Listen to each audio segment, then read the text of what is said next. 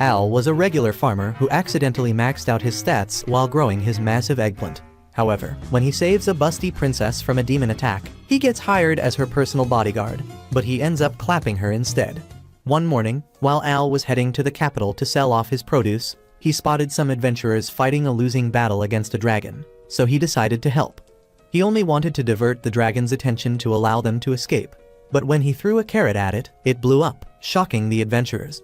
Realizing that he'd become one of those overpowered protagonists he'd heard so much about, Al got back on his wagon and drove away, leaving the adventurers to wonder who their mystery helper was. When Al arrived at the capital later, he saved a young woman from a hooded man riding on a horse who had abducted her. Annoyed, the man attempted to cut him with a small knife, but thanks to his Ultra Instinct's ability, Al easily dodged his attacks and disarmed him. While the guards dragged the man away, the damsel he'd saved from distress approached him to thank him for saving her. Al told her it was nothing and left before she could ask what his name was. Later on, as Al was leaving the city, the girl he'd saved earlier approached him to thank him again and formally introduce herself as Frail, the first princess of the kingdom of Magus. Additionally, she offered him a position at the palace, but he refused it. Hoping to get him to change his mind, Frail offered to give him some land near the capital, so Al asked why she was desperately trying to get him to agree to her offer. Frail explained that it was because the man he'd disarmed had an average status of 500. Confused, Al asked what she meant, so Frail explained how a normal person's stats differed from those of an adventurer, knight, and hero. Just as she asked to see his stats, the adventurers he'd saved suddenly showed up, taking the attention away from him. They told the guards that their quest had been completed, but not by them. While they were explaining what had occurred during their fight with the dragon, Frail deduced that Al was the one who saved them. However, just as she turned to ask him about it, she saw him driving away in his wagon. Just then, a messenger informed Frail that she was needed at the palace, and on getting there, the knights revealed that a swarm of monsters were approaching the city. This was shocking as the demons and humans already signed a peace pact, and as the king wondered what was going on, Cecil, the head administrator, revealed that he had already linked all the suspicious activities that happened that day to Romeo Vanded, one of the Demon King's commanders who wanted revenge on humans. He then suggested that the king and the princess escape before the swarm arrived, and after a combined effort begging the scrawny old man to save himself and his sheltered daughter, they finally agreed to flee from the city. Meanwhile, Al just arrived home, and while he was trying to relax, Testa, his childhood friend, came knocking on his door to tell him about the swarm of monsters approaching. Hearing this, Al rushed to his farm to check on his crops, and was relieved when he saw that the monsters hadn't laid waste to it. Just then, he noticed the monsters, so he hid behind a tree and observed that they were ignoring everything around them as they made their way to the capital. Initially, Al planned to ignore them. However, when he thought about the impact of the capital's destruction on his products, he decided it was hero time. At the same time, in the forest somewhere, the king and the princess were being led to safety by Cecil and a group of knights. When they got to a dead end, Frail suggested they turn back, but Cecil said there wasn't any need to. He claimed they were at the right place, and the next moment, he attacked the king. The knights attempted to avenge their king, but Cecil took them out easily.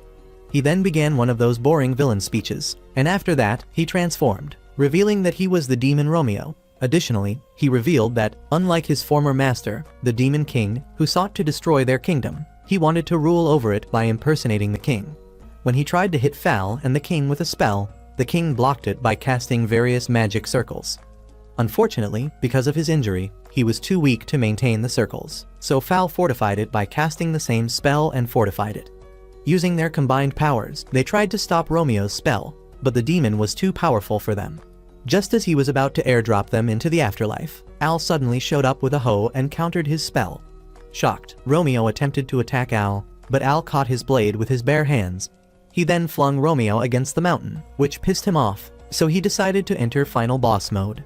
He absorbed the powers of the monsters closest to him and reverted to his true form. However, before he could attack, Al showed him that he was the new and improved Saitama. As soon as the monsters saw that Romeo had been taken down, they fled for their lives. The next day, the royal family thanked Al and rewarded him with a 33,000 square meter farmland in exchange for joining the Adventurers Guild. The following day, he went to the guild with Frail, who was disguised as a commoner. Before they went in, Frail told him to keep her identity a secret and asked him to address her as Philia while they were at the guild. This made Al ask if she thought she was Clark Kent, so she explained that because of her enchanted hairpin, others would see her as someone else. Bearing this in mind, Al stepped into the building, and he was immediately greeted by the guild master, who took him to the front desk to begin his registration. Just as Al was introducing himself to Helen, one of the receptionists, his stomach let out a loud growl. Following this, Helen fed him some pie, and after he was done, she asked him some questions. While he was answering them, the adventurers he saved from the dragon walked in, and when they saw Al, they mentioned that he was the one who took down the dragon. As soon as the other adventurers in the room heard this, they began murmuring among themselves, but Al tried to deny it. The adventurers commended his strength and introduced themselves to him before telling him to count on them as his seniors if he ever needed help. After they left, Helen informed Al that since he was a new adventurer, he would start as a G rank. She then handed a form with a list of materials he had to gather to complete his first quest. The list also contained details of the monsters he might encounter in the area and how to avoid or eliminate them. Before letting him embark on the quest, Helen gifted Al a robe which was imbued with magic powers and could amplify the wearer's defensive power. After thanking her for the robe, he left the guild with Frail, who went on her way once he told her he was going on a quest. Later that day, while gathering the items on his list, Al came across a scale he had never seen before. As he tried to figure out what monster it came from, he was pounced upon by a female orc in heat. Fortunately, before his V-card could be swiped, Jake arrived and slayed the orc, saving poor Al from the unspeakable horror that would have befallen him. Luke and Lamia arrived shortly after, and they teased Al for his ability to pull fugly monsters instead of baddies. When they stopped, Al showed the trio the scale he'd found, and they speculated which monster it belonged to. Eventually, they decided to head back to town, but before they could take a step, they were hit by a sinister aura. The aura was so menacing that they remained frozen in place, unable to move as the monster it belonged to walked past them. Al managed to move his head to check the monster's stats, and what he saw sent another chill down his spine. The following morning, while Helen was speaking to an elderly lady, Al walked in and told Helen he had something he wanted to report immediately, so she took him to the guild master. At the guild master's office, Al and the other adventurers gave an account of their encounter with the monster. From what Al saw, its attack power was 230,000, and if it were to attack the city, it would lay waste to it. When Luke mentioned that the monster was called the malevolent dragon Ouroboros, the guild master and Helen were beyond shocked. Jake then suggested that they seal off the forest for the time being and presented the scale that he'd found. As soon as Helen saw it, memories of her and her younger brother running through the forest flashed in her mind. As soon as the memory reached where her brother became a snack for Ouroboros, Helen passed out, shocking everyone. While conversing with one, the elderly lady, Al learned that Helen had no memories of her childhood. It so happened that she and her husband had found Helen passed out by the bank of a river and adopted her. One said Helen might have encountered Ouroboros in the past, and hearing about him had triggered something in her. After hearing this, Al vowed to investigate by visiting the library to see if he could find any relevant information from the time Helen was found. Moved by his determination, one asked him to wait and returned a few moments later with some recovery potions. She told him to take them as payment for his investigation because she also wanted to know about Helen's past. As Al was leaving the guild, a mailman named Reeks came to give him a letter from his mother, making Al wonder how he'd found him. Later, at the library, Al asked the librarian for a damage report from the time Helen was found. The woman told him that only certain people had access to read damage reports, and just as he resorted to begging her, Frail showed up. She asked the woman to allow Al to read the damage report, and the woman happily consented. Al found the report he was looking for, and after reading it, he discovered that there was a village near where Helen was found that had been wiped out. According to the witness reports, the village had been reduced to rubble, and all they found were Ouroboros' scales. Frail explained that Ouroboros was known to ingest ruin and despair so it could live long, but after a battle with its natural enemy, the benevolent dragon Mirage, it was believed to have died. However, seeing as it had shown itself recently, Al and Frail agreed that the history books were wrong. Armed with this new information, Al decided to go to the village to investigate further, and Frail said she'd go with him. The following day, they arrived at the destroyed village, and as they looked around for clues, Al heard a voice calling out to him. He quickly rushed in the direction from which it was coming and found the owner. While he conversed with the boy, the confused Frail wondered if Al had lost his marbles and asked who he was speaking to. Surprisingly, it was at that moment that the dumb idiot realized he was speaking to a ghost. The boy introduced himself as Ryan and said he'd been waiting for years for someone to hear his voice. He then asked Al where he'd gotten his robe, and Al told him it was a gift from Helen, which made the boy relieved. He revealed that the robe belonged to him while he was alive, and after hearing this, Al draped part of it over Fal's shoulders. At first, the delusional princess thought he was putting moves on her, but when Al drew her attention to Rai, she panicked. It turned out that since the robe belonged to Rai, it allowed its wearer to see and converse with him.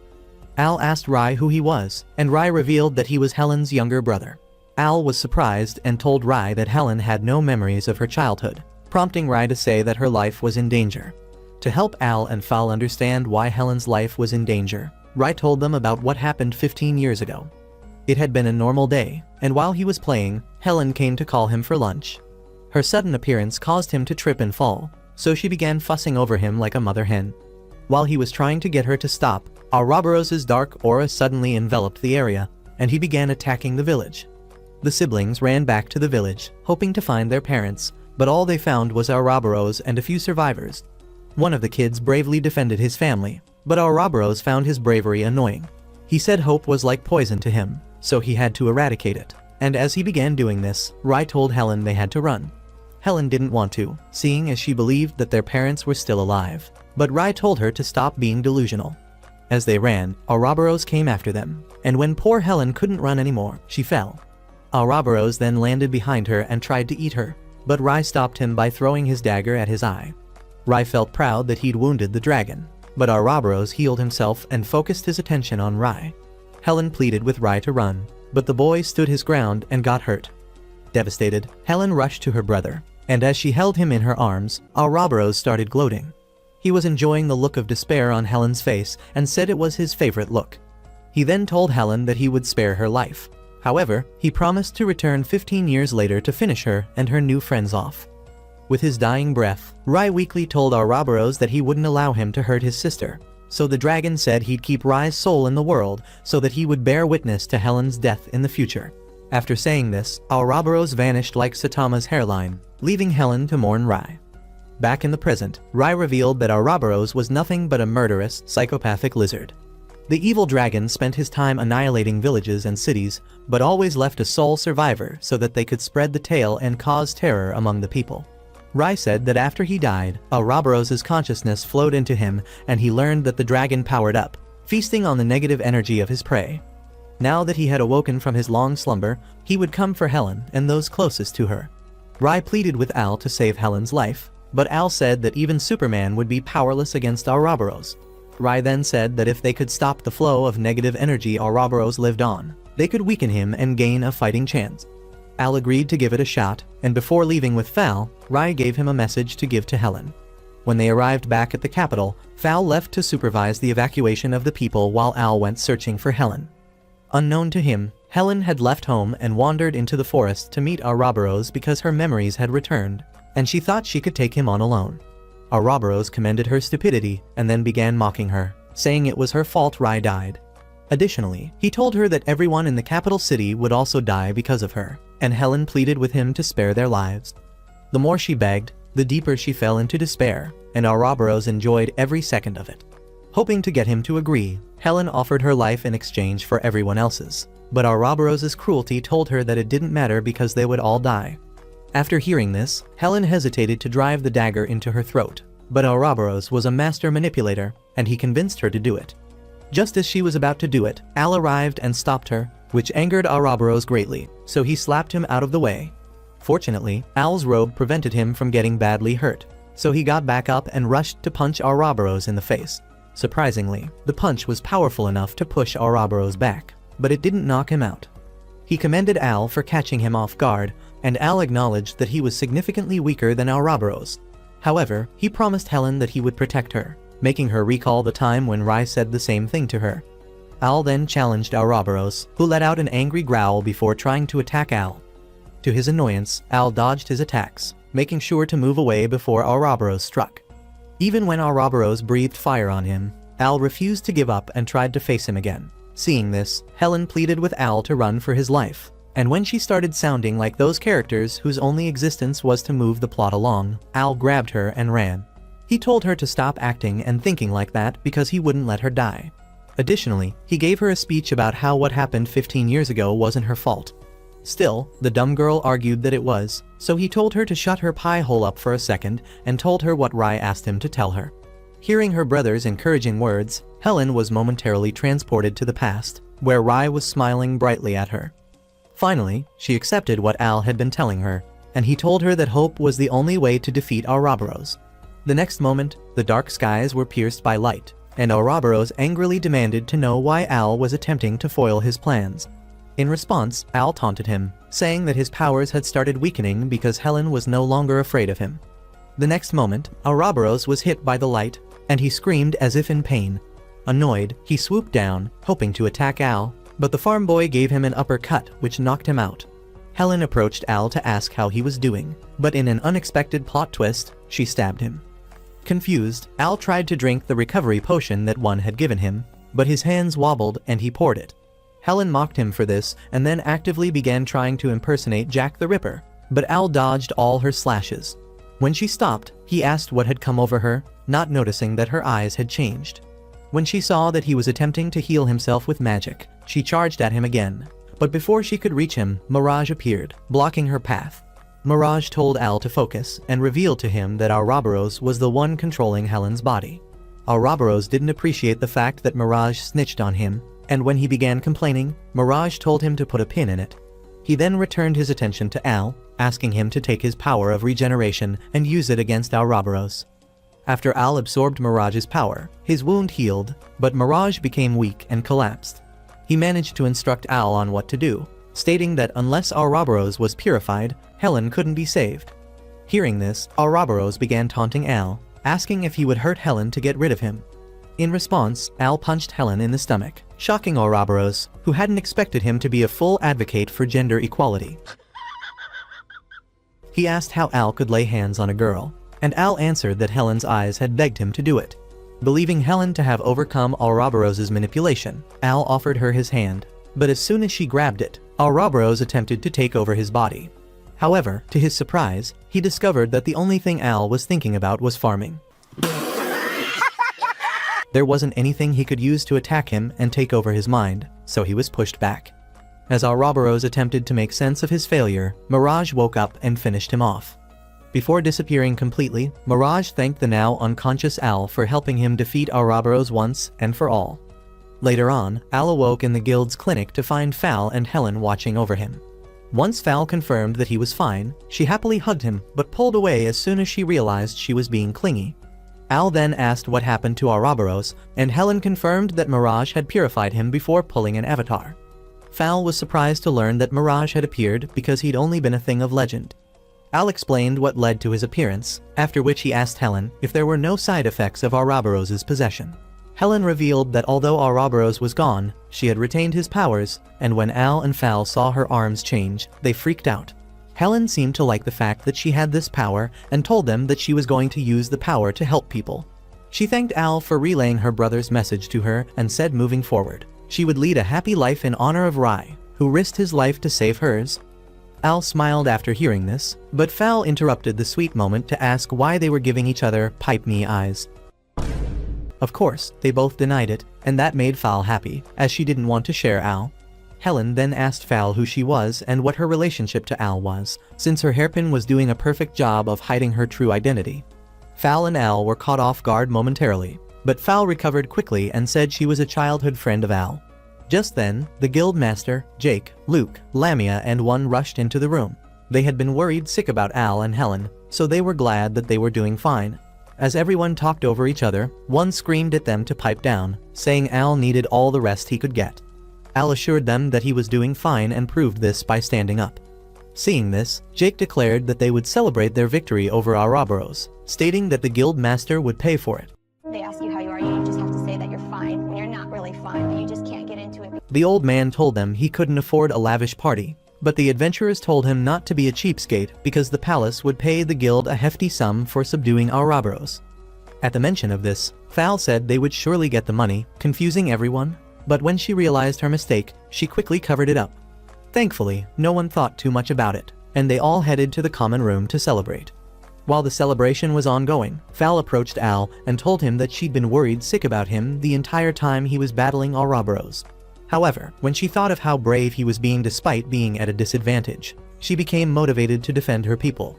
Their attention was soon drawn to Helen, who was using her newly acquired powers as party tricks.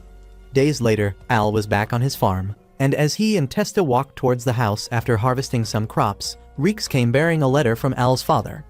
In the letter, his father asked about his well-being and invited him to come spend some time with them. After hearing the contents of the letter, Testa asked when Al had last seen his parents, and Al admitted that he couldn't remember. This made Testa say he was the founding member of the worst anime kids association. Brother, Al assured him that he'd visit them once he had cleared all the quests he had taken on. Later that day, on his way to the guild, Al stopped by a tomato vendor's stall to purchase some tomatoes. As soon as he tasted it, he had a foodgasm and asked the vendor where he'd purchased his produce. The man said he'd procured them from Lurigus, and almost immediately, Al zoomed off. He went to the guild to ask Helen if she would allocate his quest to another adventurer, because he was traveling to Lurigus to see his parents and get some fertilizer. Helen surprised him by saying she'd take on the quests and explained that she'd been undertaking quests about 2 or 3 times a week. Because of this, she was now an F-rank adventurer, and she enjoyed using her powers to suppress monsters.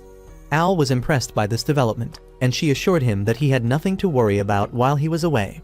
On his way out of the guild, Al ran into Frail, and once she learned that he was going to see his parents, she insisted on going with him. But he yeeted out of there so fast that she didn't know which way he went. Sometime later, as Al made the trip to Lurigus, he encountered a male orc. Initially, he assumed the orc wanted to befriend him, but soon realized it was trying to clap his untouched cheeks. call an ambulance, but not for me. He tried to get away but couldn't, and would have been violated if a blue-haired girl named Rory hadn't arrived and slain the monster. Al was beyond traumatized, but he thanked Rory for saving his rice cakes from getting clapped. Rory asked why he was tramping through the forest without an armed escort, and Al revealed that he was a rookie adventurer. However, for some reason, he seemed to be a magnet for down-bad orcs. Rory teased him, saying he was just their type, before introducing herself to him. Once the introductions were done, she asked where he was headed, and he told her he was heading to Lurigus. Coincidentally, she was also heading there and offered to act as his escort all the way there, but Al had a few objections. He pointed out that they were of different genders and said it would be weird for them to travel together when they had just met. In response, Rory told him that if he dared to look at her the wrong way, she'd behead him, scaring poor Al. Seeing his reaction, she assured him that she was joking, adding that she wasn't good looking enough for a guy to try and put moves on her. Al asked if her eyes were decorative pieces because all he could see was her beauty. Flattered by his compliment, Rory blushed and thanked him, saying she knew he was just being polite. He tried to dispute this statement, but the girl hit him with a death stare, which scared him. As they continued on their way to Lurigus, they suddenly heard something approaching and took on defensive poses. Surprisingly, it was just Reeks, and he had come to deliver a letter from Al's mother. Al was surprised that the mailman had located him that deep in the forest, and Reeks said he was only doing his job. After Reels left, Rory asked if the letter was important, and Al said it wasn't before showing her the pile of unopened letters his mother had sent. He said one of the reasons he was visiting home was to get her to stop sending letters to him like an obsessed fan. Although his primary objective was to procure the fertilizer to grow his tomatoes. Before he knew it, he started geeking out and lecturing Rory on tomatoes and how to grow them. The girl couldn't keep up with him, and when he realized he was about to overload her brain, he apologized. He then asked if she had any family members who were as clingy as his mom, and Rory revealed that her family didn't worry about her at all. Surprised, he tried to find out why, but she brushed his question aside and began pulling out a tent and other items from her bag. Al asked how she'd gotten all those items into the bag, and Rory revealed that the bag was like a pocket dimension. Just then, Al's stomach let out a deafening growl, so Rory prepared some food and gave it to him. When he was done appreciating and analyzing the food like a famed food critic, Al asked Rory why she was going to Lurigus. Rory explained that she was currently in her training arc, but said she had taken on a side quest after learning from a merchant that demons were attacking people in Lurigus. Intrigued, Al asked for more details on the attacks and their locations, but Rory said there weren't any.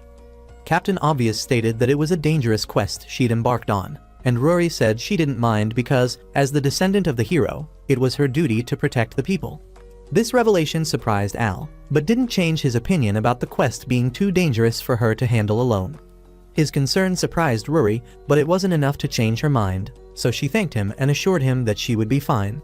She then stood up and proposed that they go to bed, but instead of standing up, Al tried to lie down next to the fire, so she stopped him. She asked him to join her inside the tent, but he refused, saying it was improper for a guy and a girl to be in such close quarters.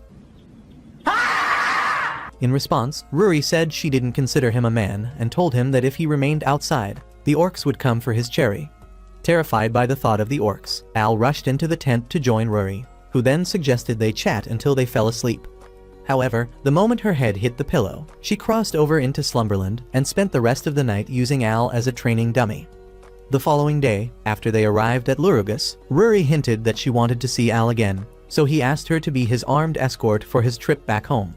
The girl happily agreed and drew a map of the town, showing the hotel she would be staying at so that he could come find her when he was ready to leave. Once she bid him farewell, she went about asking questions about the demon attacks, but no one had heard or seen anything. Rory found this strange, but was determined not to give up, as giving up would prove that what people said about her being a failure was true. Just then, she heard a woman scream, so she rushed to find out what had happened. And when she found her, the woman said some demons had abducted her sister. Rory asked which way they went, and the woman said they went towards the Forest of Illusion. As Rory rushed to the forest, promising to bring the girl back, she didn't notice she was being watched. Meanwhile, Al had just arrived at his parents' house, and before he could ring the bell, his mother came rushing out. She grabbed the poor boy and ran a lap around the town before crashing into the wall at their house. Unaware that he was fighting for his life, Lucia hugged Al tightly and kept gushing about how much she'd missed her baby boy. Just then, Al's father walked out and mistook Al for someone hitting on his wife, so he punched him. Annoyed, his wife went Super Saiyan and dragged him into the house to beat some sense into him for hurting their son. Later, during dinner, she served Al all his favorite foods, but gave Jills a burnt bird to eat. While Al ate his meal, he accidentally mentioned Rory, so his mother began interrogating him about her. His idiot father said it would be nice if Al bagged himself a hottie, and in response to this, Lucica showed him why wrestling wasn't meant for kids. Realizing his mistake, Al explained that Rory was his armed escort and assured his mother that he was still as single as the day he was born. The following day, after Al purchased his fertilizer, he was tricked into going into the Forest of Illusion by the man who had been watching Rory the day before. Inside the forest, Al encountered the same woman Rory had encountered and saved her from the monster that was about to devour her. However, she transformed into the same monster that had been trying to eat her. Before the monster could swallow Al, Rory arrived and slayed it without any hesitation. She then explained that the monster always regenerated after she slayed it, and as Al attempted to ask more questions, the man showed himself. Rory recognized him as the merchant who told her about the attacks, and he commended her for fighting off the monsters alone. However, he said she was a dense fool for not realizing that she'd been tricked and told her that she'd failed as a hero. The low-budget Willy Wonka then introduced himself as Loki, revealing that he was a demon. Rory angrily asked why he'd gotten Al involved when it was her he wanted to destroy, and Loki answered that it was because Al was the most important one among them. He said that he couldn't overlook the hillbilly who single-handedly took down Romeo and Ouroboros. Rory was shocked to hear this, but that didn't stop her from trying to cut Loki down, and this got her hurt. Al used his magic to heal her, and Rory apologized for being more useless than Sakura. After Al assured her that he wasn't disappointed in her, he tried to fight Loki, but the wannabe trickster evaded his attacks before punching Al into the earth. Fortunately, he didn't fall into the lava chasm like Big Mom did and punched his way back up. This time, he landed a hit on Loki, but the demon retaliated with a force that would have sent him to Hades if his plot armor wasn't plotting. Seeing this, Loki realized that Al wasn't some random nobody, and once he acknowledged this, he promised Al that he would end his life. Al then asked Loki why he wanted him dead, and Loki revealed that he was on a mission to eliminate everyone he deemed to be a threat to his plans. Additionally, he said he came after Rory because just as the Demon King had the evil god's power, the hero had the good god's power, but Rory's powers were yet to awaken. When he was done speaking, he unleashed his monsters on Rory, but Al swooped in and saved her. As soon as Rory regained her senses, she began attacking the monsters and asked Al to run, but he refused. He joined her to fight the monsters, but they kept coming back like those persistent cockroaches in your cupboard. Loki then hit them with some explosive spells, which left a crater in the ground. When they tried to stand, one of the monsters knocked Rory out of the way before joining the other one to attack Al. As they sucked on Al, Loki returned his attention to Rory, who seemed to have accepted her fate. She apologized to her parents for letting them down and failing to become a hero. But before Loki could finish her off, the leech monsters suddenly crumbled up and died. It turned out that they had been ingesting the fertilizer Al had strapped to his back. And since the fertilizer could also be used as a pesticide, it was harmful to them. Loki commended Al for outsmarting him, but still gloated over the fact that Al was too injured to attack. Al attempted to prove him wrong by charging at him, but Loki dodged his attack and told him to wait his turn like a good little boy. Al refused to listen and bodily declared that he would defeat Loki and save Ruri. Hearing this declaration made Ruri have a rethink of how she saw herself and how others saw her. She realized that she had been so focused on the negative things people said about her that she convinced herself that she would never become a hero. Armed with a newfound determination, she approached Loki and stabbed him. Loki told her that a simple stab wound wouldn't hurt him and moved away from the sword. But Ruri assured him that the next time she hit him, she wouldn't miss. The next moment, she began powering up, and before Loki could come up with a contingency plan, she slashed him. Once he was gone, Ruri rushed to check on Al, but he was too exhausted from the fight that he fainted in her arms. When Al woke up later and realized he was resting on Ruri's lap, he tried to sit up quickly and accidentally hit his head against hers. After apologizing for the collision, he suggested they head back into town, and as they walked through the forest, they began hearing strange noises. Ruri assumed it was a monster or a ghost, but after Al listened closely and realized it was his mother, he carried Ruri and fled, fearing that his mother would hurt her if she saw them together. When they were far enough, he put Ruri down, and the girl laughed as she teased him about being scared of ghosts. But Al said nothing because his mother was scarier than a ghost.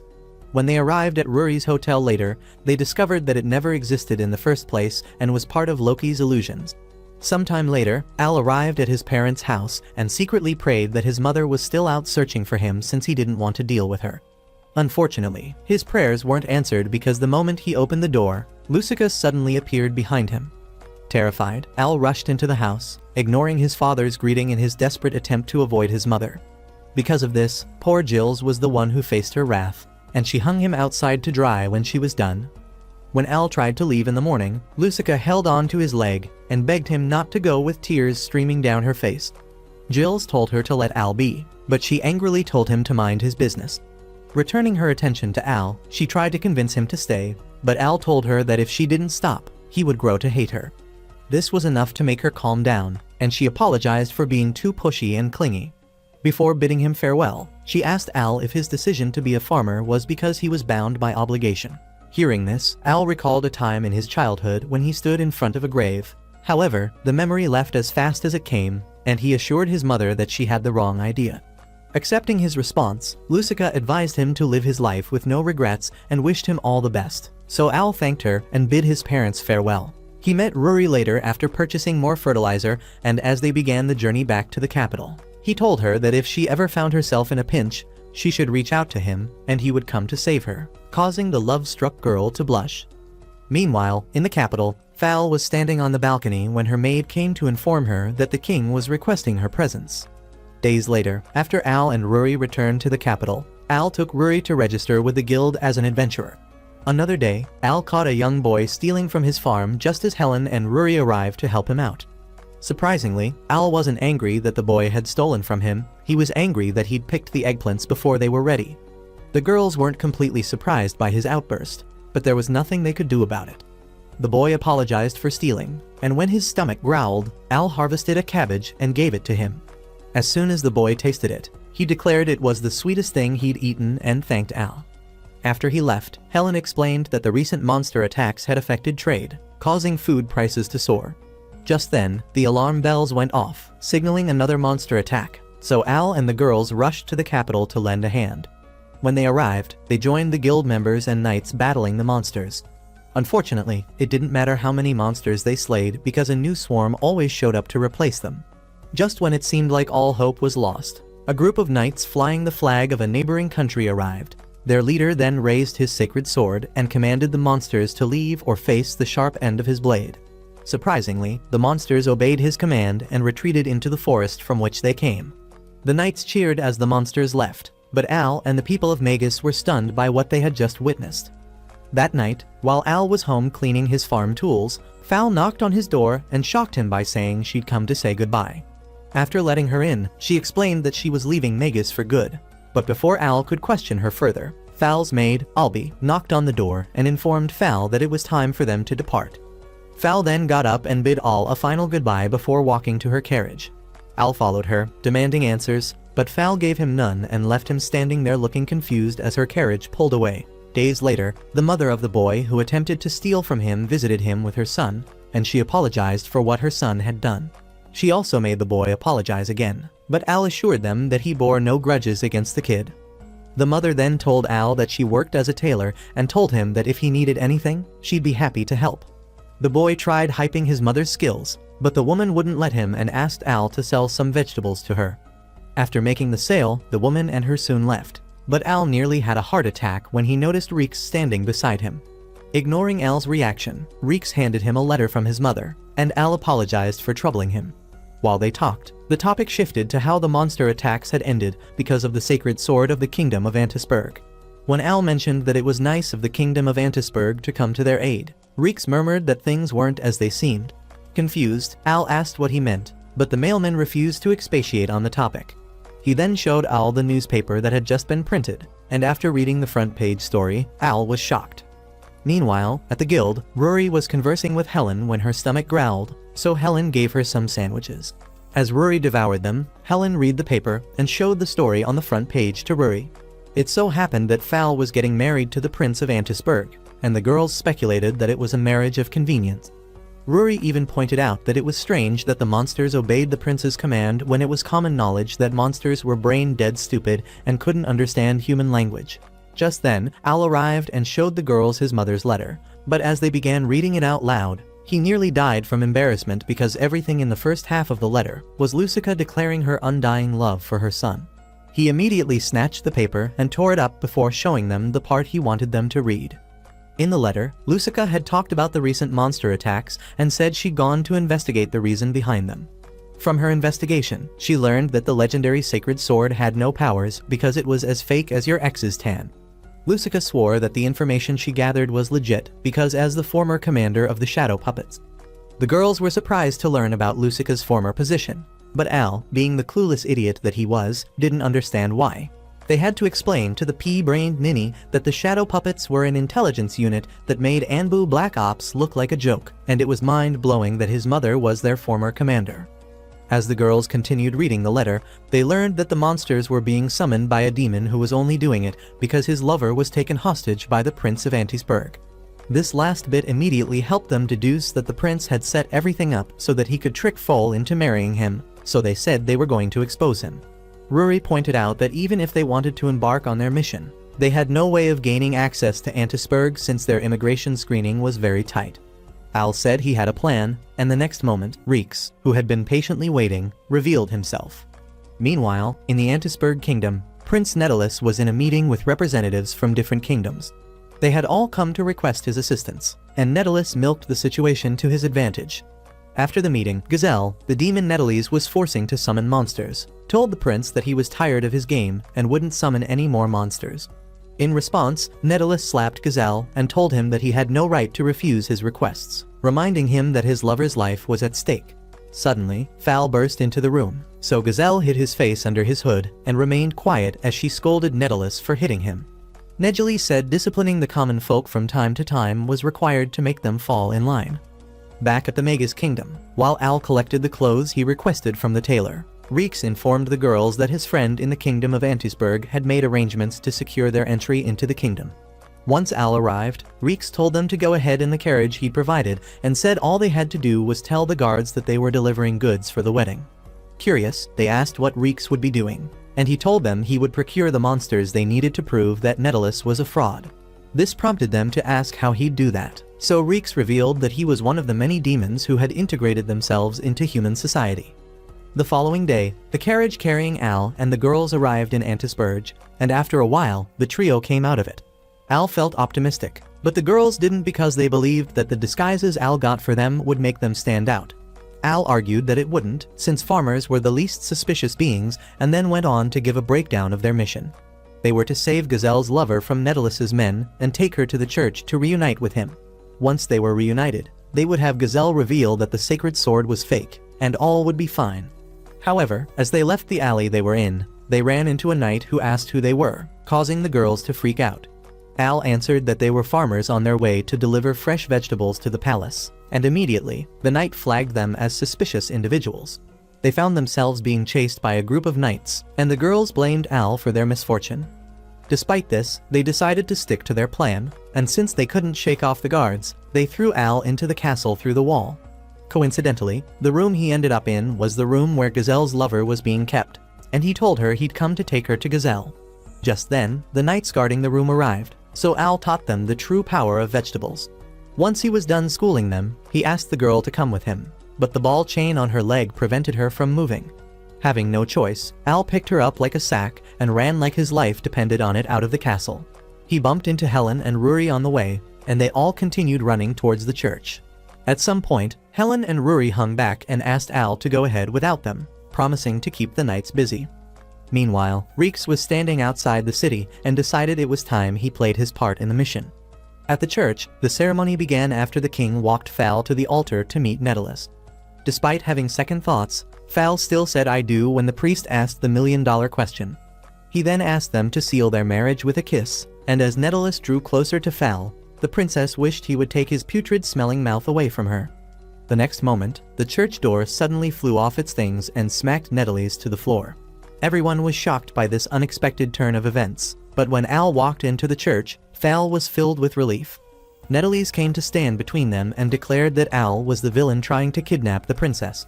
When he ordered that Al be detained, Al calmly stated that the sacred sword was fake, causing the guests to begin murmuring amongst themselves. Nedalis was scared that he'd been caught, but he decided he had to fake it till he made it, so he accused Al of trying to ruin the ceremony. Fal's father assured Al that the sword was real because he had seen it at work, and Nedalis decided to ride in the man's coat. He called Al a liar and, with a smug smile, asked if he could bring proof of his claims. Just as Al answered that he could, a knight rushed in to inform the prince that the city was being invaded by monsters. At that time, Reeks was flying above the city as he blew on a special flute, which seemed to bring swarms of monsters to the city. Afraid, the guests began demanding that Nedalis use the sacred sword to command the monsters to leave.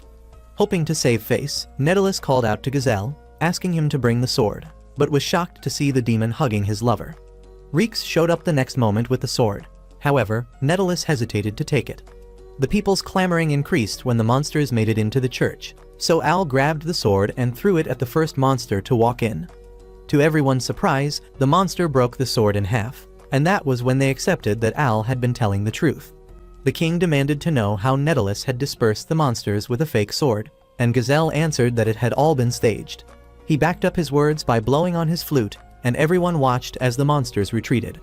After this, Gazelle explained that during those attacks, he would blow on his flute when Nedalis gave the signal by raising the sword.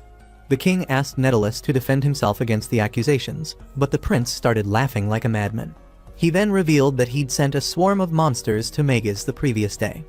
Gazelle asked how he'd done it without his help, and Nedalis explained that he scattered the carcasses of monsters around the city to lure the monsters there. When he began gloating over the fact that the capital city would fall, Rory and Helen appeared at the door and declared that the city would be fine. They explained that after the monster attacks stopped, the people came to them and asked them to train them in combat so they would be prepared in case of another attack. The king was filled with pride after hearing this, and Al told Fal that she didn't have to sacrifice herself for the sake of the kingdom. The Knights of Antisburg arrived shortly after this, and to Nedalis's surprise, they threw down their weapons and detained him. Helen and Rory explained that while they were running from them, they had the chance to reveal his evil deeds to them, and they agreed he needed to be stopped. Refusing to accept defeat, Nedalis grabbed a small knife and charged at the king, but Al foiled his plans with a radish. He then sucker punched Nedalis in the face, and after he was taken away, Fal hugged Al, declaring her love for him. While Rory voiced her disapproval of their relationship, Helen remained calm, and the king told them that they had his blessings. After this, he walked out of the church, but Reeks approached him before he could leave. He handed him a letter they had intercepted from Nedalis, and revealed that Nedalis wasn't the mastermind behind the whole incident. Days later, Fal brought a chest full of jewels to the guild to thank them for defending the city. As the adventurers helped themselves to the treasure, Fal left, and when she returned as Philia later, she got into a heated stare-off with Rory because of Al. Another day, while Al was harvesting his crops, Fal and Rory showed up demanding to know who he liked, but he ignored them. However, when Rory asked whether there was another woman besides them whom he had feelings for, Al shocked them by answering that there was. They asked who it was, but he ignored the question and rushed away with the crops he'd harvested. Later that night, when Al got home, he dropped some vegetables in front of a picture frame and told the girl in the picture that he'd picked a lot of vegetables again that day. Years ago, when Al was still a kid, he helped his father harvest some potatoes, and when the man saw that he'd harvested so much, he praised him. However, Lucica suddenly showed up and beat her husband up, accusing him of exploiting their child. Later that day, Al took some of the potatoes he had harvested to the old couple next door. While he was speaking with them, he heard a commotion and turned to see two men and a girl around his age. Confused, he asked the old couple what was going on, and they explained that the little girl was a thief. They also said that since she didn't have a home or any family, she would be sold to a slave trader. At that moment, the girl broke away from her captors, and as she ran, she grabbed the basket of potatoes Al brought for the couple. He found her later at the side of the mountain eating the potato, and when the girl saw him, she ran away. Al called out to her to stop, explaining that he'd only come to give her a plate of food. The girl was shocked and didn't respond, so he dropped the bowl on the ground and told her that she could eat it if she wanted. The next day, he came with another bowl of food, but after calling out to the girl and getting no response, he placed the bowl in the ground and left. On the third day, the girl came out of hiding and allowed Al to sit with her while she ate the sandwiches he brought. Al proudly told her that he grew the tomatoes that were used to make the sandwich, and the girl was impressed. He also told her that his father always said that farmers who grew vegetables always found happiness in knowing that there were people who would eat their produce with a smile. He then asked what her name was, and she told him it was Ilvia, so he introduced himself to her. Just then, his stomach growled loudly, and Ilvia offered her sandwich to him. But before he could take it, those farmers suddenly grabbed her. Al asked why they were still after her when she hadn't stolen anything from them again, and they told him that they needed her to pay for the losses they suffered because of her. Hoping to convince them to let Ilvia go, Al got on his knees and pleaded with them to forgive her. He even promised to grow lots of vegetables to pay back what she owed them, but they refused. He was still in the process of begging them when Jill showed up carrying a bale of rice. He asked what the problem was, so the men explained it as best as they could, and after listening to them, he offered them the rice in exchange for leaving Ilvia alone. After they left with their new possession, Al asked Jills if he was sure about his decision. Jills said that he was, but admitted that he was scared that Lucica would skin him alive. Ilvia interrupted their talk to return the basket of potatoes she had stolen, and Jills said they would need an extra pair of hands to cook them. It took Al a few seconds to catch his old man's drift, and after he did, he asked Ilvia if she would like to come to their house and help him cook the potatoes every day. Realizing what his question meant, Ilvia happily agreed, and the three of them went home. 2 years later, Ilvia had adjusted to living with the Waynes, and she was more or less Al's shadow. One afternoon, she asked Al to take a break from harvesting crops, but Al didn't want to. Their father told her not to bother, and Ilvia voiced her displeasure. In response to her outburst, Al suggested she go play with the other kids in the village instead of following him around like a lost puppy, and Ilvia said she didn't want to. The next moment, Testa, who was being chased by bees, came running towards them, screaming for help. Lucica suddenly came out of nowhere and karate chopped the bees down for him. Lucica then said she and Jills were heading into town to look at houses, and Al protested, insisting that their house was fine. Lucica explained that as a family of 4, they needed more space, and when Al tried to protest, his father cut him off. He told them that they should look after the fields and the house while they were away. After their parents left, Al asked Testa why the bees had chased him, and the boy pulled out a map. Pointing at the spot marked X, he explained that he'd gone hunting for treasure in the forest behind the village when the bees suddenly attacked him. He managed to convince Al to be the boots to his Dora, and when Ilvia asked if she could tag along, they refused. As they walked through the forest, Al told Testa that he didn't understand why Ilvia always insisted on going everywhere with him instead of playing with the other kids in the village. Testa said it was because the other kids and the villagers didn't like Ilvia, so they didn't treat her right whenever she tried to associate with them. Al was surprised to hear this, and even more surprised when Testa revealed that Ilvia's discrimination was the reason their parents were looking for a new house. Feeling bad, Al wanted to return home, but Testa begged him to stick with him longer, and he relented. A little while later, they arrived at the marked spot on the map, and as they looked around, the ground suddenly opened, and they fell into an underground cave. Inside the cave was an old building which looked like it had been abandoned for years. Testa spotted a stone tablet at the corner with some strange writings on it, and when Al touched it, it lit up. The next moment, he saw himself in the presence of what resembled a dragon, and when it tried to bite him, everything went dark. When Al regained consciousness, he was in a tent with a worried Ilvia, and after he sat up, Testa arrived. Confused, Al asked Testa what was happening, so Testa took him outside to show him the place. He explained that a volcano had erupted, and everything became chaotic. Just then, someone cried out that the only bridge linking them to the capital had been destroyed, so they had to wait for aid to come. Testa soon left because he was informed that his parents had been found, so Ilvia helped Al back to their tent.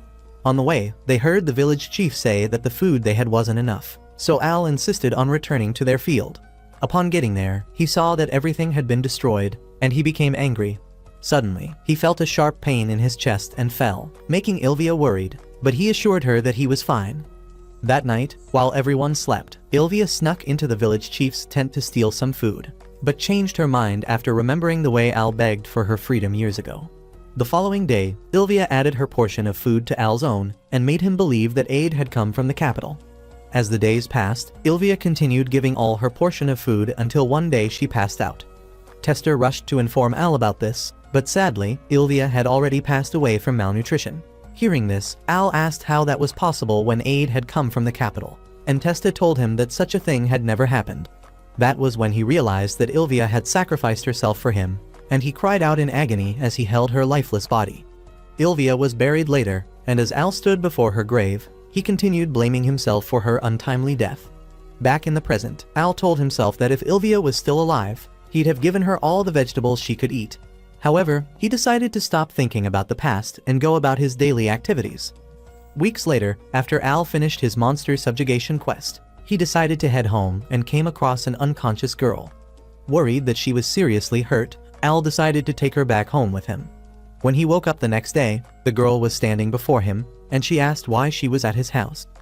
Al explained that he'd found her passed out on the road, and she asked if he was one of those creeps who preyed on defenseless girls. Al assured her that he wasn't interested in her tater-tots plots and said that even if he was, he would make a move while she was conscious. He asked where she'd been headed before she passed out, and she answered that she was on her way to the guild to make a request. When she tried to leave, Al offered to take her there after breakfast since he also had business there. He then introduced himself to her before asking what her name was, to which she responded that it was Linnea. Rory dropped by a little while later, but when she saw Linnea standing inside the house, she immediately concluded that she and Al had worked out all night. Linnea tried asking Rory who she was, but the girl ran out of the house screaming about how filthy Al was. Later, at the guild, Al explained the situation to Helen, and she promised to clear things up with Rory. He then told her that Linnea was there to make a request, so Helen took them to a private room. There, she inquired about Linnea's request, and Linnea said she wanted them to investigate the strange things that had been happening in her hometown. Sadly, she couldn't explain what was causing the problem or even prove that there was a problem, so Helen told her that it would be hard to get someone to agree to take on the request. Being the good Samaritan that he was, Al volunteered himself as tribute, and Helen thanked him. She asked Linnea what the name of her town was, and when Linnea said it was Gull Town, Al lost it. It turned out that Gull Town was famous for the asparagus they grew, and he had been wishing to visit there. Before heading to Gull Town, Al got Linnea a change of clothes, and once again, the girl assumed he was trying to get in her pants. She called him a lecherous wolf trying to take advantage of her, but Al promised that he had no ulterior motives in mind. Linnea was still hesitant to trust him. However, she said she would give him the benefit of the doubt. The pair hitched a ride to Gull Town on the back of a carriage, and as they journeyed, they noticed a female orc running after the carriage, causing Al to panic and wonder when the orcs would stop gunning for his peaches. Just then, more orcs joined the first orc, and that panic turned to full-on fear. Al was so afraid that he passed out, and when he woke up later, he was in Linnea's lap. Quickly, he moved away and, as he apologized for letting her place his head on her lap, he noticed that she'd given him a similar pendant to hers.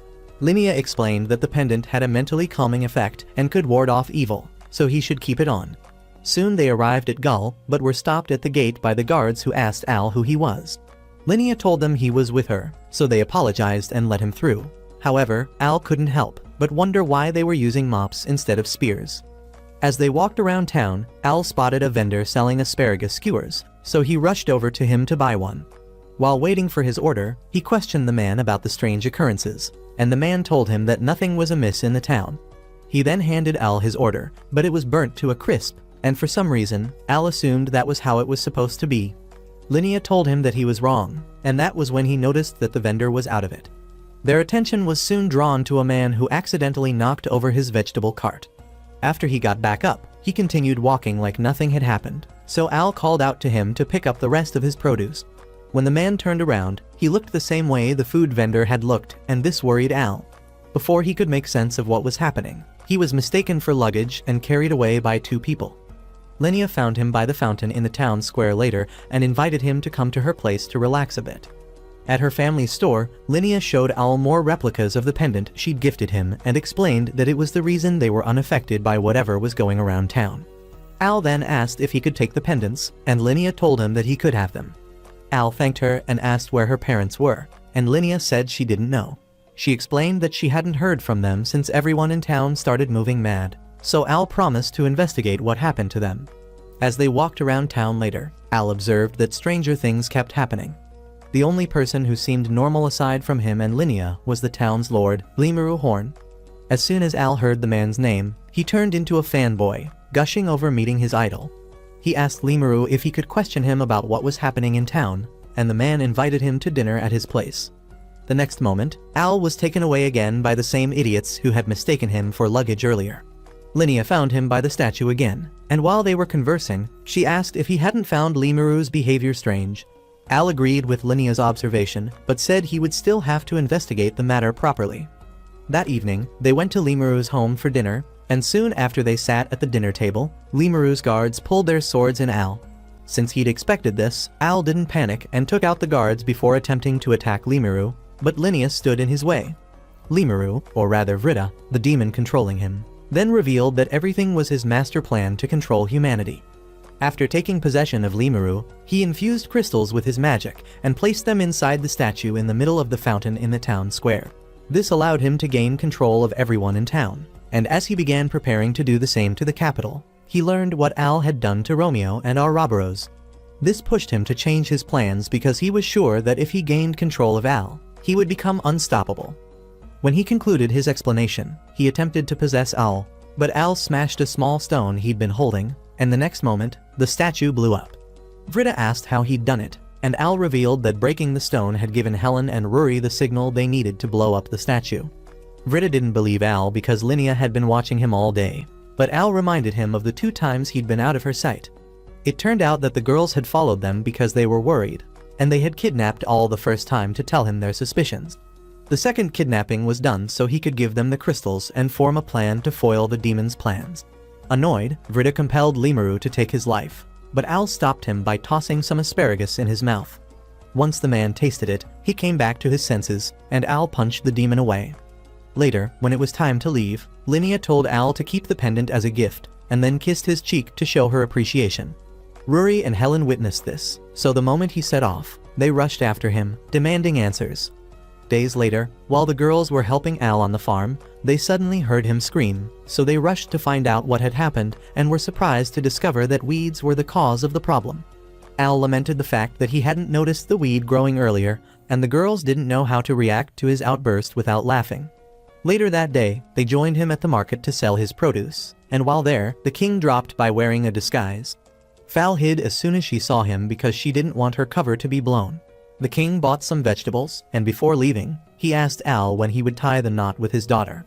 Al tried to think of the most polite way to tell the man never, but the king was a crafty fellow. He promised Al that he'd give him additional land and new farm tools if he agreed to marry Fal. This offer sounded tempting to Al, and he would have agreed if Rory hadn't stopped him. Annoyed that Rory was ruining her chances, Fal tried to hit her with a potato, but she dodged it, and Al got hit instead. While he was unconscious, a woman appeared to him, but Al woke up before she could tell him anything useful.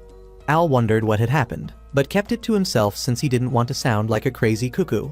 Shortly after the king left, they sold off the remaining goods, and Al thanked the girls for helping him. He said he would use the money from the sales to purchase some herbicides for the weeds, and he seemed very pleased with the idea of eliminating them. Watching him descend into his villain arc spooked the girls out, so they came up with excuses to leave right away. As Al walked through the city, he ran into Reeks, who asked if someone had pissed in his cereal. Al explained his situation with the weeds and went on a tangent about how he would get rid of them with the herbicide he bought. Seeing Al act like that was new to Reeks. However, he didn't run off like the girls did. Just then, they noticed a girl struggling against some men, so Al approached them and told them to leave her alone. One of the guys told him to mind his business and even tried to stab him, but Al knocked him out easily before doing the same to his friend, the fugly fatso, who was left standing to run away like a coward when Al turned his attention to him.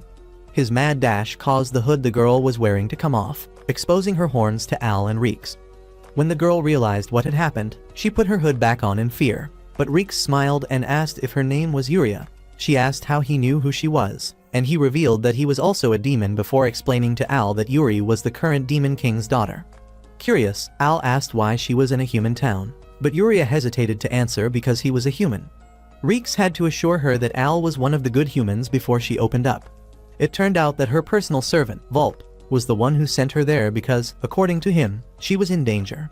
Yuria told them she didn't know what kind of danger he was referring to, but said she had a feeling that something wasn't right in the Demon Kingdom. Hearing this, Al offered to take her there and asked Reeks to take on the task of eliminating the weeds in his farm. Reeks asked if he'd needed help booking a ship ride to the Demon Kingdom, and Al told him no. He said a ship ride was too expensive for a broke person like him, so he was going to rely on his legs. He then carried a screaming Yuria in his arms as he ran across the ocean like he was on a racetrack. When they arrived, Yuria thanked him, saying that thanks to him, she could save her people. But before they could leave the beach, Vulp showed up. He tried attacking Yuria, but Al saved her and engaged him in a battle for a few minutes before he deduced that the demon was being controlled. He managed to gain the upper hand and knocked Vulp out, but the demon didn't stay down for long. When he got back up, he attempted to annihilate Al and Yuria, but Lucica suddenly showed up and knocked him unconscious. Al asked his mother how she knew where to find him and said that Reeks had told her everything. She then introduced herself to Yuria, but she was afraid and hid behind Al. Al told her there was nothing to be afraid of and questioned her about Vulp because the demon's powers were off the charts. Yuria revealed that Vulp was the most powerful magic user among demons, but he spent most of his time doting on her. From her explanation, Al concluded that Vulp deserved to be a nominee for the Creep of the Year awards, and Lucica agreed. However, she said they had to keep moving. Upon arriving at the castle, they found all the guards unconscious, so Yuria rushed to the throne room to look for her father. They found him lying on the floor, but Al confirmed that he was still breathing. Looking around, he noticed one of the guards moving, so he went over to him to ask questions. The demon was about to answer him when he saw that Yuria was also in the room. He expressed his happiness at seeing her alive, but told her to run away when he noticed Lucica pulling out a sword. Al immediately swung into action, saving Yuria in the process, and Lucica told him she was disappointed in him for going against her. Al calmly told her to drop the act and said he knew she wasn't his mother as soon as he saw her because she didn't rush to hug him like she normally would. The fake Lucica commended him for seeing through her disguise and then shocked him by revealing that she was Ilvia. He asked how she could be alive, and she said it was all thanks to the great evil god. She then raised her hand and gathered a ball of magical energy, which she directed at Yuria, but Al reacted just in time to save her. The magic energy cut through the throne and walls before destroying the mountains that were in the way. Ignoring Al and Yuria's shock, Ilvia revealed that Al had the evil god's powers sealed away inside him. Seeing the look of disbelief on his face, she explained that on the day he leveled up all his farming skills, he received the great evil god's skill, which increased his attack power. Al asked what business the great evil god had with him, and when he mentioned that he had never seen the guy before, Ilvia told him that he had. She then said that if Al agreed to join hands with her and the great evil god, she would tell him everything in great detail. As she spoke, she held Al's face in her hands and tried to hypnotize him into doing her bidding, but Yuria interrupted her. She called out to Al to snap out of it, and Ilvia became pissed when she heard Yuria address Al as Big Brother. Petty as she was, she grabbed Yuria by the throat and told her to stop butting in and trying to steal her brother away from her. Al pleaded with her to stop and tried to intervene, but Ilvia hit him with a spell and calmly told him to accept her offer or watch Yuria die. Yuria pleaded with Al not to give in to Ilvia's demands, and Ilvia got pissed with her for meddling again, so she decided to finish her off. As she raised her hand to do so, the pendant around Al's neck began to glow, and the next moment, time froze. It took Al a few seconds to understand what was happening, and when he did, the woman who had appeared to him at the market appeared again. She introduced herself as the good god and explained that the evil god had been preventing her from speaking to him since. She also said they didn't have much time, so she would remove the evil god's power that was sealed inside him and replace it with her power. As soon as she said this, the evil god tried to intervene, but she repelled him and did what she said she'd do.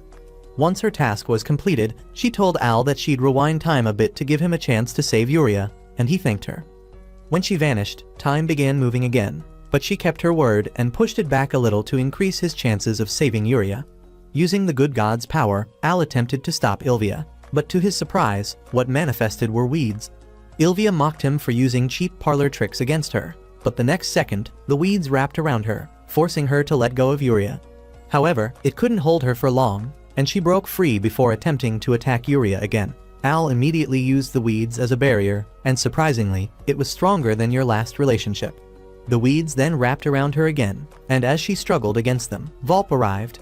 He immediately attacked her with his magic, and once he was sure she'd been subdued, he went to check on Yuria. Unfortunately, Ilvia was unharmed, and she sent Volp flying into a wall for daring to attack her in the first place. Al tried to intervene, but she walked past him and was about to end Volp's life when Al cried out for her to stop. Realizing that Al wouldn't let her have her way, Ilvia decided to leave, but she promised Al that she would return for him when the time was right. As soon as she vanished, Volp grabbed Al by the collar and demanded to know what his relationship was to Ilvia. Yuria pleaded with him not to hurt Al since he was the one who saved her life, but Volp didn't want to listen. Just then, the demon lord spoke up and ordered Volp to release the man who saved their lives, so Volp backed off. The demon king then apologized on Volp's behalf before asking who Ilvia was to him. Al admitted that she was his sister and explained everything he knew to him. The demon king said he didn't know much about the evil god since it was the former demon king who had dealings with him. However, he promised to look into it.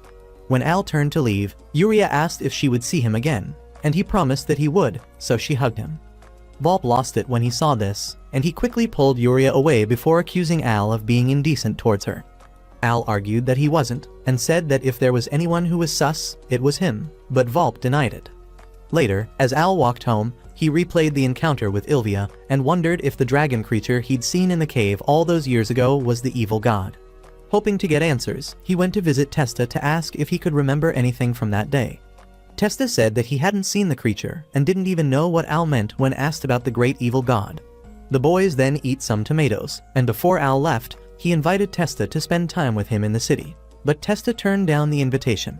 As Al walked away, Testa told himself that he was happy Al invited him, but he couldn't leave the village. Later, Al encountered a female orc, but instead of running, he turned and punched it in the face. Surprisingly, the punch did not affect the orc when it began chasing him. Jake's group arrived to help him. They asked why Al had been unable to defeat the orc, and Al admitted that he didn't know why. When they arrived at the guild, Al told Helen and Rory about what had happened, and they found it strange. Helen requested to see Al's stats, and when he showed them to her, she noticed that his power had reduced.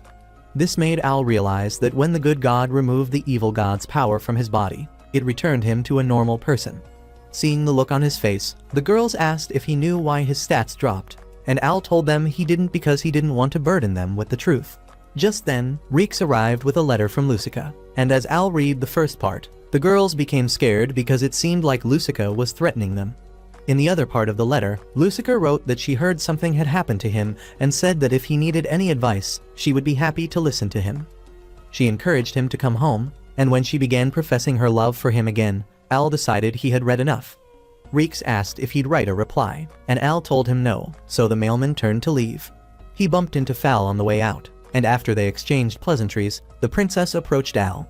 She invited him to hang out with her, but this triggered Rory and Helen, and when a drunk Luke tried to butt in, the three girls scared him off with their glares.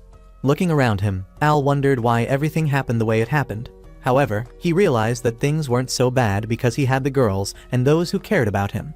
He resolved not to worry about what might come when Ilvia showed up again and decided to throw himself into his work because it was still his dream to become the greatest farmer ever. What do you think about Ilvia's return? Would she succeed in her plans, or would she join hands with Al to fight the evil god? If you've gotten this far and liked the video, comment the name of your favorite girl. Also, check out the next video. See you guys in the next video.